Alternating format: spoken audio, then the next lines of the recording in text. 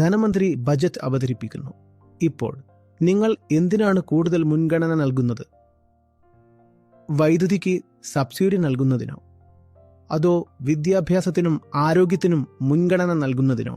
അടിസ്ഥാനപരമായ കാര്യങ്ങൾ, അതായത് ഉള്ളിലെ ആത്മീയമായ അടിത്തറ വ്യക്തമല്ലെങ്കിൽ പണം ശരിയായ സ്ഥലത്ത് വിനിയോഗിക്കുന്നതിനു പകരം നിങ്ങളുടെ വോട്ടർമാർക്കും മണ്ഡലത്തിനും സൗജന്യങ്ങൾ നൽകുന്ന ഒരു ബജറ്റായിരിക്കും നിങ്ങൾ അവതരിപ്പിക്കുക.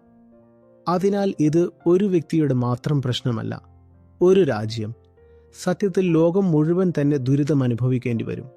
സാമ്പത്തിക തീരുമാനങ്ങൾ എടുക്കുന്ന ആൾ ആത്മീയമായി പാപ്പരാണെങ്കിൽ, വെറും ആയുധങ്ങൾ വാങ്ങിക്കൂട്ടാൻ വേണ്ടി മാത്രം തങ്ങളുടെ വാർഷിക ബജറ്റിന്റെ അവിശ്വസനീയമായ ഒരു ഭാഗം ചിലവഴിക്കുന്ന രാജ്യങ്ങളുണ്ട്.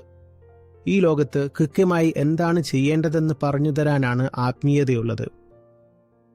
ഏത് കാര്യത്തിനാണ് മൂല്യം നൽകേണ്ടതെന്നും ഏത് കാര്യമാണ് ഉപേക്ഷിക്കേണ്ടതെന്നും യാതൊരു മൂല്യവും നൽകേണ്ടതില്ലെന്നും അത് പറഞ്ഞു തരുന്നു.